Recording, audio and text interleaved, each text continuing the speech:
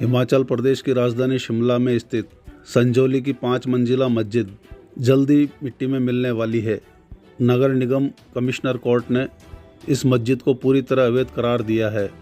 Court ने इस मस्जिद की निचली 2 मंजिलों को गैरकानूनी बताते हुए गिराने के आदेश दिए हैं। इससे पहले ऊपर की 3 मंजिलों को तोड़ने के आदेश हो चुके थे। ऐसे में अब सभी मंजिलें गैरकानून घोषित हो गई है, यानी पूरी मस्जिद को ही गिराने का रास्ता साफ हो चुका है। शिमला नगर निगम कमिश्नर भूपेंद्र अत्री ने शनिवार को इस मामले में फाइनल आदेश सुनाया। उन्होंने कहा कि मस्जिद की नीचे की 2 मंजिलें भी गैरकानूनी हैं, इसलिए इन्हें भी तोड़ा जाए। इससे पहले 5 अक्टूबर 2024 को कोर्ट ने मस्जिद की ऊपर की 3 मंजिलों को गिराने के आदेश दिए थे, लेकिन मस्जिद कमेटी और वक्फ बोर्ड इन 3 मंजिलों को गिराने में भी कानून की अवहेलना करता रहा।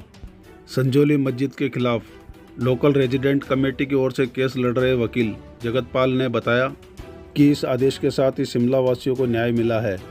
वे पिछले 15 साल से केस लड़ रहे थे।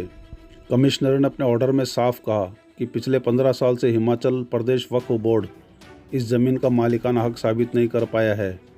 वक्फ बोर्ड ने पुरानी मस्जिद गिराते समय नगर निगम के कानून का पालन नहीं किया।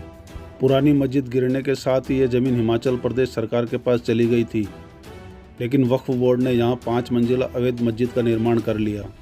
इसे तोड़ा जाना चाहिए।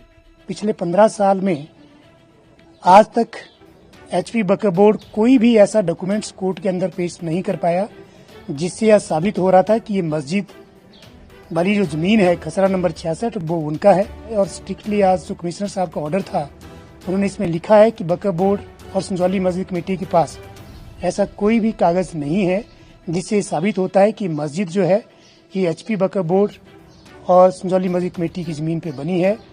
और ये उनके वर्डिक्ट में आया है कि क्लियर कट वायलेशन है एमसी बिल्डिंग बाय लॉज का, और उनका वायलेशन करते हुए इन्होंने कंस्ट्रक्शन की थी जिसको तोड़ने का ऑर्डर आज अदालत ने दिया है।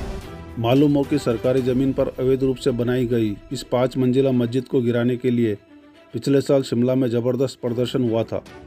उस दौरान कांग्रेस सरकार ने कई लोगों पर केस दर्ज किए और कईयों पर पुलिस के डंडे भी बरसाए। भीड़ पर वाटर कैनन का इस्तेमाल किया गया था।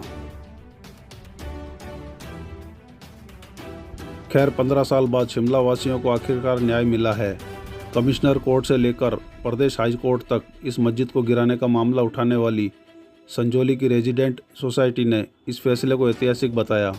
उधर बीजेपी एमपी अनुराग ठाकुर ने भी कोर्ट के इस फैसले का स्वागत किया है। कब्जा जमाएंगे, सनसनी फैलाएंगे, पर कागज नहीं दिखाएंगे। ये वक्फ बोर्ड की मानसिकता बन गई है। और शिमला के संजौली में भी जिस तरह से निर्माण हुआ मस्जिद का, वो इलीगल तो था ही। वो केवल ऊपर वाली 4 मंजिलें नहीं, बल्कि ना जमीन के कागज, ना मालिकाना हक, और एक के बाद दूसरी मंजिल भी फर्जी तौर पर बनी थी। कई महीनों का समय मिलने के बाद भी जब कागज नहीं दिखा पाए तो आयुक्त ने निर्देश दिए हैं कि एक ही नहीं सारी की सारी मंजिलें ही बगैर इजाज़त के मिली है, और मालिकाना हक के कागज भी अब तक वक्फ बोर्ड नहीं दिखा पाया।